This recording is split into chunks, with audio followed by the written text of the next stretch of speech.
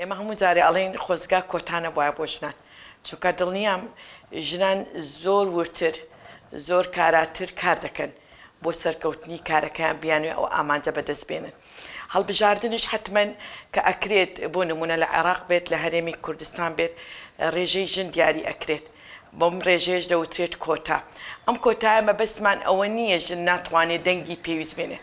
زۆر جار دەنگ زۆر لە پیاوانی زیاتر ئەێنێت و دەتوانێت کورسی مسۆگەرکە، بەڵام زۆربەی کات ئەم کۆتایەدا ئەندرێت حدودێکە بۆ دیاریکردن ئەو حدودەش سنوورێک لە نێوان پیاوان و ژنان جیا ئەکاتەوە. بۆیە ئومێدەوارم بە دوواداچوونێک بکرێتەوە بە کۆتا نەبێتە سنووری نێوان ژن و پیاوان. ئێمە زۆر لەو ئاستا گەورەترین دڵنیاشم ژنان دەتوانن کورسی مسۆگەر بکەن و بەدەستبێن ئەگەر کۆتا نەمینێ ئەو کاتە ئەو لایەنی کە ژنانیان لەگەڵا وەکو پیاوان پشتیوانیان لێ دەکەن. ئەو کۆتایە بۆتە هۆی ئەوەی ژن دەنجی خۆی بەدەستبێنێت و بەبێ ئەوەی هیچ کەسێک کارشی بۆ بکاو بچێتە پەرلەمانەوە. وڵا ژنان بەرنامەی استراتیژی دووریان هەیە، دەتوانن لە هەموو کارەکانەکانیان دوور بڕوانن. بۆیە پێویستە لایەنی حکوومەتدار و لایەنە حیزبیەکان بەرنامەیەکی وادا بڕێژن بتوانن ژنان بەرەو لوتکەی سیاست بن. هەرێمی کوردستان ژن زۆر هەیە لە بواری سیاست، بەڵام لەوانەیە ئەو دەرفەتەی بۆ نەرەخسابێت بگاتە ئەو ئامانجەی کە دەیەوێت. زۆر جار لە کاری سیاسیدا ململانی سیاسیت بۆ دروست ئەکرێت. ئەو ئامانجەی کە دەتەوێت بەدەستی بێنیت لەوانەیە بۆت نەکرێت، ڕێ نەدرێت، لە پشتیوانیت نەکرێت. بۆیە ئەوەی کە بمانەوێت وەکو سەر بەخۆیەک وەکو کەسێکی دیار کار بکەین پێویستە چەند خولێکی سیاسی و چەند خولێکی ئەکادیمی بۆ کچان و ژنانی سیاست مەدار بکرێتەوە بۆی بتوانی ببینە سەرکردە. ئەگەر بێ لە هەرێمی کوردستان تەمەشا بکەی پارتەکان ڕۆژ بە ڕۆژ لایەنی پرسی ژن فەرامۆش دەکەن.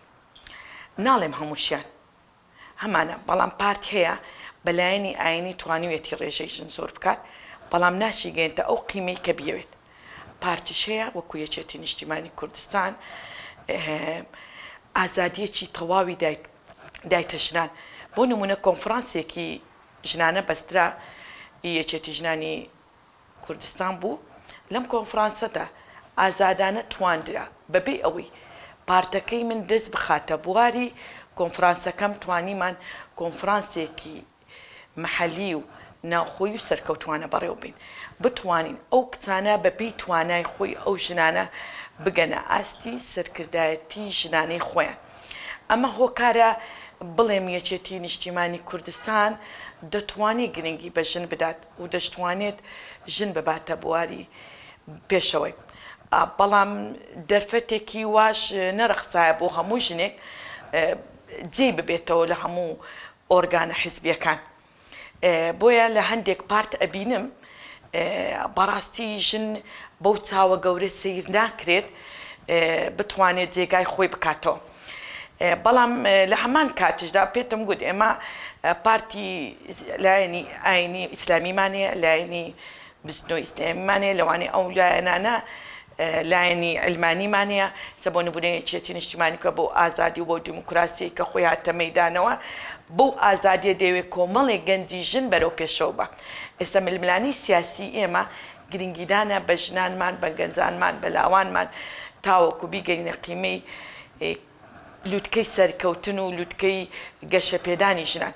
ئومێدەوارم ئەو چاوەی کە من دەیڕوانم ئومێدەوارم حیزبەکەم بەردەوام بەو چاوە سیرمان بکات و بمانگەیەنتە شوێنی بەبەست تاوەکو ببینە ڕێڕەوێک بۆ ئەو کچانێک کە حەزیان لێ لەو بوارە ئیش بکەن لەگەڵ ئێمە کار و کردەوەکانیان جێبەجێ بکرێت و بواری زەرفەتی زیاترش بە ژنانی هەولێرش بدرێت ئینشاءڵڵا. ئەم سۆشیال میدیایەی کە ئێستا بۆتە بواری بەربڵاویەکی زۆر بەبێ ئەوەی سۆنسارێک لەسەر هیچ بەرنامە و پرۆگرامێکی دابدرێت زۆربەی کات وەکو خۆت گوتنی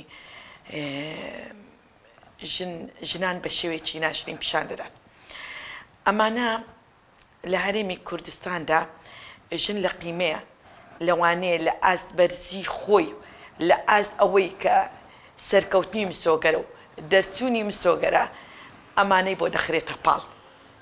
ئێمەی ژنانی سیاسی لەوە ناترسین گرنگی بەوەش نادەین لەبەر ئەوەی کە من هاتمە مەیدانی سیاسی ئەبێ پلانم بۆ ئەوە هەبێت ڕۆژگارێک ڕوبەڕووی ئەم کارە بەدڕەوشتیانەی نامرۆڤانە ئەبمەوە کە خەڵکانێکی ناڕۆشنبیر و نەزان بەرامبەری دەکرێت دەیکەن بەرامبەری ژنان بۆیە ژن کە لە کاری سیاسی ئیش دەکات و خصوصن کە کاندید دەبێت بۆ یەکێک لەو هەڵبژاردانەی کە لە هەرێمی کوردستان بێت یان هەڵبژاردننی عراق کە ئێستا دەکرێت لە هەرێمی کوردستاندا لەوانەیە توهمەی زۆر نەشیا و نابەجێ بۆ ژنانی سیاسی دروست بووبێت بۆیە ئێمە لەوانەی کە ژنانە سیاسانە دێن بیر لەوەیان کردوتەوە کە ئەو بنەماڵەکەشیان دەزانن کچەکەیان لەو شێوازە نیە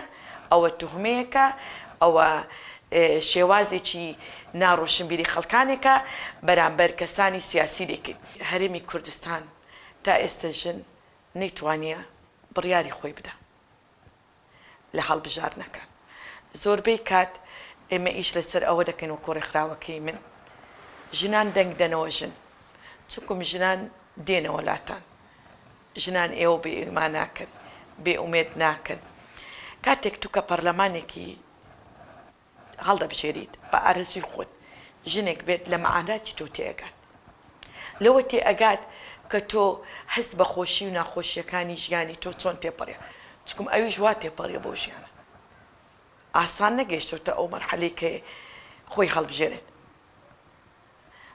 بۆیە پیاو سالیاری کە لە هەرێمی کوردستان دەیبینم تا ئێستا وەکو کادیرێکی سیاسی و وەکو بەرپرسی ناوەندی ژنان وەکو یاریدەری سێکتەری ژنان ئێستا کار دەکەم ئەبینم ژن نەگەیشتۆتە بڕیارێک خۆی دەنگدا کە ئەچمە ماڵەکان پیاوەکە دەڵێ خەمن نەبێ خۆم دەی بەمە سەر سندوق کەواتە بڕیار لە دەست خۆی نییە حتمما پیاوەکە لە جیاتی ئەو دەنگەدا نایلێت تەنانەت دەنگدانێکە بە ئارەزوی خۆی دەنگ بدات بۆ کەسەی کە دەیەوێت بۆ کەسەی کە شیاوە بینێرێتە پەرلەمان بۆیە زۆربەی کات ئێمە ڕوبەڕووی ئەو شتە ناخۆشانە بین بێت و ئەگەر ژن دەنگ بدا بە ژن حتمما هیچ پیاوێک یەکەمی هەرێمی کوردستان نابێت